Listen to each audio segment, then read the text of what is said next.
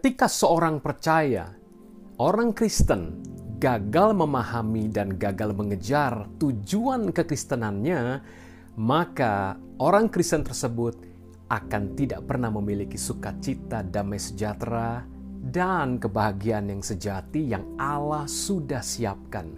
Karena kerajaan Allah bukanlah soal makanan dan minuman, melainkan kebenaran, sukacita, dan damai sejahtera oleh Roh Kudus.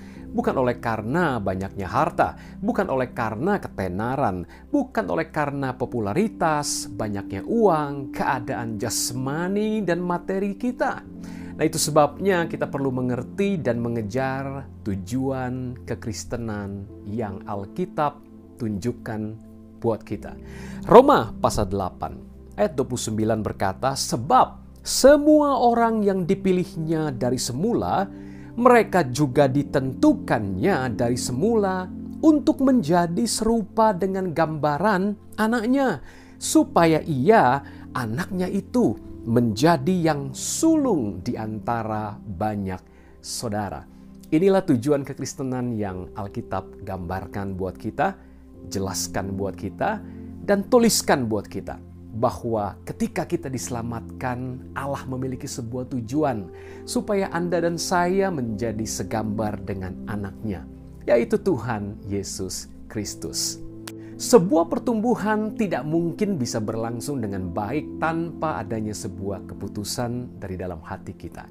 Itu sebabnya Yesus menantang para pengikutnya untuk menyangkal diri dan memikul salib mereka setiap hari dan mengikut Yesus. Ini sebuah free will yang harus diletakkan di bawah otoritas Tuhan Yesus.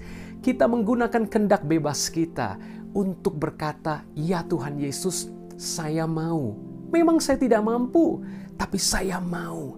Pada saat Anda dan saya memutuskan mau menjadi pengikut Yesus, mau menjadi murid Yesus, sekalipun itu syaratnya adalah menyangkal diri dan memikul salib setiap hari dan mengikut Dia, maka ada kekuatan ilahi yang Allah anugerahkan.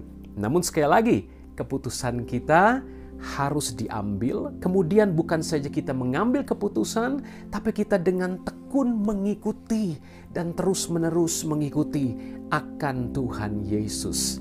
Lukas 14 ayat yang ke-27, barang siapa tidak memikul salibnya dan mengikut aku, ia tidak dapat menjadi muridku. Lukas 14 ayat 33, demikian pula lah tiap-tiap orang di antara kamu yang tidak melepaskan dirinya dari segala miliknya, tidak dapat menjadi muridku. Jadi inilah sebuah keputusan. Kemudian keputusan itu dilakukan dengan usaha yang terus-menerus. Dan tentu saja ada Allah Roh Kudus yang pasti menyertai Anda dan menolong Anda. Dari sini kita melihat bahwa tujuan kekristenan untuk menjadi serupa Kristus bukanlah sesuatu yang enak ataupun nyaman buat jasmani kita, buat keinginan daging kita, buat kondisi fisik bahkan mental kita secara manusia normal. Tapi ketika kita mengejar kebenaran ini, maka Anda dan saya akan mengalami sukacita yang sejati, damai yang melampaui segala akal. Betapa dahsyatnya pemahaman ini. Kalau kita gagal mengerti kebenaran ini, maka kita akan banyak kali kecewa. Karena yang kita kejar bukan karakter Kristus, bukan menjadi seperti Kristus. Yang kita kejar mungkin kekayaan duniawi, mungkin ketenaran duniawi, kenyamanan hidup, benda-benda yang kita senang, hal-hal yang mewah, hal-hal yang indah, nyaman secara tubuh dan jiwa saja. Tapi kita lupa akan kerohanian kita. Nah, waktu kita kejar yang rohani, yang Allah sudah sediakan, yaitu menjadi serupa Kristus dengan kemampuan yang juga Allah sediakan, maka Anda dan saya mengalami kerajaan Allah. Nah, pertanyaannya sekarang bagaimana caranya supaya kita bisa dibentuk Allah untuk makin serupa dengan Kristus? Yang pertama, kita harus belajar bekerja sama dengan Roh Kudus dan firman Tuhan. Roma 12 ayat 2 mengajarkan bagaimana kita perlu mengubah pola pikir kita, bukan menjadi seperti dunia ini, melainkan seperti Kristus sendiri. Nah, mengubah pola pikir ini sangat penting karena apa yang kita pikirkan itu akan menentukan ucapan kita, tindakan kita, dan pada akhirnya membentuk siapa kita atau karakter kita. Dan itu menentukan masa depan kita. Bukan saja di bumi ini, tapi juga sampai kepada kekekalan. Untuk mengalami pola pikir yang berubah, tidak lain dan tidak bukan, Anda dan saya perlu belajar firman Tuhan. Belajarlah baca firman Tuhan mungkin 5-10 menit setiap hari. Kemudian ulangi lagi, rutin setiap hari, dan minta Allah Roh Kudus untuk berikan pemahaman, untuk berbicara kepada Anda dan saya. Walaupun bagian firman yang Anda dan saya baca mungkin tidak terlalu banyak, namun dengan kuasa Roh Kudus, hikmat pemahaman dari Tuhan, dan terutama kemampuan untuk kita melakukannya, maka Anda dan saya akan mengalami perubahan pola pikir yang semakin serupa dengan Tuhan Yesus. Supaya kita bisa bekerja sama dengan Roh Kudus dan firman Tuhan, kita belajar untuk melepaskan cara hidup lama. Manusia lama kita secara posisi sudah disalibkan bersama dengan Tuhan Yesus 2000 tahun yang lalu. Kita sudah dikuburkan bersama Yesus dan kita sudah dibangkitkan dan mengenakan manusia baru. Namun Paulus terus mengingatkan, kenakanlah Kristus, kenakanlah manusia baru itu. Artinya sekalipun secara posisi kita sudah pindah dari gelap kepada terang, dari maut kepada hidup, dari manusia lama kita menjadi ciptaan baru atau manusia baru, tapi kita perlu tiap hari bekerja sama dengan Roh Kudus, bekerja sama dengan firman Tuhan, dengan cara oleh Roh kita terus-menerus mematikan manusia lama, perbuatan-perbuatan manusia lama. Ya, secara posisi sudah mati dikubur, tapi secara realita pola pikir yang masih produk manusia lama. Sikap-sikap, attitude, karakter yang masih produk manusia lama itu hanya Roh Kudus dan kuasa firman yang sanggup memampukan untuk kita matikan semua produk manusia lama itu. Kita kenakan manusia baru. Artinya kebiasaan-kebiasaan yang lama perlu diganti dengan kebiasaan manusia baru. Apa saja kebiasaan manusia baru? Pikirkan mengenai buah roh, yaitu kasih, sukacita, damai sejahtera, kesabaran, kemurahan, kebaikan, kesetiaan, kelemah lembutan, penguasaan diri. Nah, waktu kita merenungkan kesembilan manifestasi dari pribadi Roh Kudus atau pribadi Kristus yang disebut buah roh ini, maka kita akan melihat inilah manusia baru yang perlu kita kenakan. Inilah kebiasaan-kebiasaan baru kita. Kebiasaan mengasihi, kebiasaan mengalami damai sejahtera, kebiasaan bersukacita senantiasa, mengucap syukur dalam segala hal, kebiasaan penguasaan diri, kesabaran, kebaikan, keramahan, suka menolong, suka memberi, tidak membalas kejahatan dengan kejahatan, melainkan dengan kebaikan, dan seterusnya.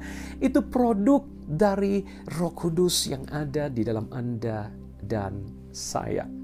Sekarang bagian kedua, bagaimana caranya supaya Allah bisa dengan lebih bebas membentuk kita serupa Kristus. Yang kedua adalah bekerja samalah dengan orang-orang dan situasi. Artinya Allah memakai bukan saja firman-Nya saat Anda sedang baca Alkitab, merenungkannya, memperkatakannya. Allah memakai bukan saja hadirat Tuhan ketika Anda masuk dalam doa, pujian, penyembahan, tapi Allah juga memakai situasi. Allah juga memakai orang-orang di sekeliling Anda dan saya untuk turut membentuk rupa Kristus dalam hidup kita. Itu sebabnya jangan sampai kita kepahitan, kita kecewa, kita merasa down karena ada orang-orang yang tanda kutip Tuhan izinkan mungkin melukai hati kita, merendahkan kita. Ya, mungkin kita diejek, mungkin diperlakukan tidak adil dan sebagainya. Itu adalah salah satu cara untuk kita responi dengan tepat. Sehingga lewat semua itu kita bisa cek respon kita sudah benar belum waktu menghadapi situasi yang terjadi dan apa yang orang kerjakan sama kita. Ucapan mereka, tindakan mereka. Alkitab berkata dalam Roma 8 ayat 28, ayat yang sangat terkenal.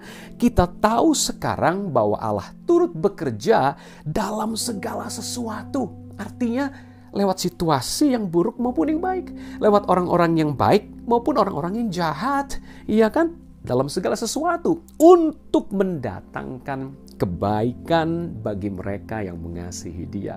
Saya yakin Anda dan saya mengasihi Tuhan Yesus. Itu sebabnya Anda belajar dan menonton tayangan ini. Dan yaitu bagi mereka yang terpanggil sesuai dengan rencana Allah. Semua kita yang bertobat dan percaya Yesus adalah orang-orang yang terpanggil. Terpanggil untuk mengikut Yesus. Terpanggil untuk memuliakan Allah. Untuk menjadi semakin serupa dengan Yesus. Ya, nah itu sebabnya dengan belajar bekerja sama dengan orang-orang sekitar kita, situasi sekeliling kita, dalam tanda kutip, kerjasama yang diresponi dengan tepat sesuai firman yang sudah kita pelajari, maka disitulah kita bisa lihat bahwa rupa Kristus boleh makin bermanifestasi dalam hidup Anda dan saya. Dan yang ketiga, belajar bekerja sama dengan waktu. Ya, tentu saja tidak ada yang instan. Ya, yang instan cuman pertama kali secara posisi waktu Anda bertobat, meninggalkan dosa, dan percaya kepada Yesus sebagai satu-satunya Tuhan dan Juru Selamat. Secara instan, secara posisi, Anda dipindahkan dari maut ke dalam hidup, dari gelap ke dalam terang yang ajaib. Tetapi untuk betul-betul secara aktual kita mengalami perubahan sebagaimana terjadi secara posisi rohani, maka Anda dan saya perlu menjalani proses yang panjang. Berapa panjang kalau Anda bertanya kepada saya? Saya jawab, sepanjang umur hidup Anda dan saya. Proses waktu ini kita perlu belajar sabar. Karena seperti kita mungkin sudah sejak lahir, sejak kecil, hidup dengan sebuah kultur budaya, tradisi, sifat-sifat dari keluarga kita, teman lingkungan kita. Ya, itu sebabnya sudah sekian lamanya kita mengenakan cara hidup yang lama, pola pikir yang lama, cara ngomong yang lama. Tiba-tiba kita mesti berubah menjadi orang yang baru, ciptaan yang baru, itu butuh waktu yang lama. Dan jangan khawatir, sedikit demi sedikit ketika Anda dan saya mengerjakan bagian pertama dan kedua, kemudian menyadari perlu proses waktu yang panjang, maka kita akan melihat perubahan itu sungguh-sungguh terjadi. Ya, kita lihat Efesus 4 ayat 13, Paulus berkata, sampai kita semua, Paulus ingin kita semua, orang-orang percaya, ya, sampai kita semua. Kata sampai artinya ada sebuah waktu yang kita perlu lalui, ya. Kita semua mencapai kesatuan iman dan pengetahuan yang benar tentang anak Allah, kedewasaan penuh dan tingkat pertumbuhan yang sesuai dengan kepenuhan Kristus. Artinya untuk nyampe kepada kedewasaan penuh, untuk nyampe pada kepenuhan Kristus, ini perlu waktu. Itu sebabnya Paulus memakai kata sampai kita semua. Sampai kita semua jadi serupa Kristus. Itu tujuan kekristenan Anda dan saya. Nah, mungkin ketika Anda dan saya melalui proses yang tidak nyaman ini, sejenak kita berpikir dan melihat, aduh Tuhan, kok rasanya hidup saya nggak enak banget ya, kacau balau. Nah, ada sebuah ilustrasi yang saya tampilkan di sini. Ini merupakan sebuah gambar, ya, hasil anyaman, hasil sulam. Ibu-ibu suka menyulam, ya. Inilah gambaran yang tidak enak. Kalau Anda lihat ini mungkin mirip dengan pizza yang kacau balau atau mungkin spaghetti yang kacau balau begitu ya. Tapi tahukah teman-teman semua, di balik ini ternyata, nah perhatikan gambar ini ya. Nah ini dia, ada sebuah mahkota yang indah. Ternyata si ibu ini menyulam sebuah mahkota yang sangat indah. Tapi kalau kita nggak paham, kita lihat dari baliknya, dari belakangnya tadi, kok kacau. Sama seperti kehidupan Anda dan saya. Mungkin kalau kita melihat kehidupan kita hanya dari kacamata manusia biasa, kacamata manusia daging kita, rasanya kacau, prosesnya nggak enak dilalui. Mungkin Anda berkata, sejak kecil saya nggak pernah ngalami sukacita, Pak, sejak kecil saya diperlakukan tidak adil, Pak, saya diperlakukan gak enak, dikata-katain begini, begitu. Saya gak pernah mengalami hal-hal yang nyaman seperti teman-teman dan orang dunia alami. Keluarga saya yang lain alami, bahkan orang yang gak percaya Tuhan kelihatannya lebih diberkati, Pak. Karena kita melihat dengan sudut pandang manusia yang cuma sementara dan fana di bumi ini. Tapi waktu kita lihat dengan sudut pandang Tuhan, bagaimana Tuhan melihat hidup Anda dan saya? Ada mahkota kekal yang Dia sediakan, yang jauh lebih berharga dari apapun di dunia ini. Tangan Tuhan sedang merendah suatu karya yang agung mulia. Saatnya kan tiba nanti, kau lihat pelangi kasih-Nya. Mari kita berdoa. Bapa di sorga, terima kasih buat hari ini kami belajar bagaimana Allah ingin membentuk kami serupa dengan Tuhan Yesus. Itu sebabnya kami menyerahkan diri untuk bekerja sama dengan Allah Roh Kudus dan firman Tuhan. Kami juga menyerahkan diri bekerja sama dengan situasi dan orang-orang yang sedang Kau pakai untuk turut membentuk kami serupa Yesus. Bahkan kami mau turut bekerja sama dengan waktu. Karena segala sesuatu butuh proses, tidak ada yang instan. Dan kami ingin menyadari, sekalipun dalam proses ini kami melihat kelihatannya kacau, kelihatannya gak ada hasil, kelihatannya buruk rupa. Namun di balik semua itu kami belajar dengan sudut pandang iman, sudut pandang ilahi-Mu, bahwa tangan Tuhan sedang merendah kehidupan kami. Ada mahkota, ada upah sorga yang sedang Engkau sediakan bagi kami. Tolong kami Roh Kudus, tanpa Engkau kami tidak mampu berbuat apa-apa. Demi nama Yesus, kami juga berdoa buat setiap orang yang ada, mendengar dan menonton tayangan ini. Mari Allah Roh Kudus, Engkau sendiri yang memulihkan setiap luka. Tuhan cabut semuanya, karena kami perlu menyadari tujuan Tuhan bukan untuk bikin kami nyaman, tapi bikin kami dewasa serupa dengan Yesus. Kiranya kekuatan ilahi turun buat semua saudara-saudariku yang sedang melihat tayangan ini. Roh Kudus memampukan Engkau untuk terus menjalani proses yang membentuk Engkau dan aku jadi makin indah di hadapan Allah, serupa dengan Tuhan Yesus. Dan lewat hidup kami semuanya, banyak orang mengenal Yesus. Kami boleh menjadi berkat yang lebih efektif lagi, lebih maksimal lagi bagi kemuliaan Tuhan. Dalam nama Yesus kami berdoa. Haleluya. Amin. Tuhan Yesus memberkati.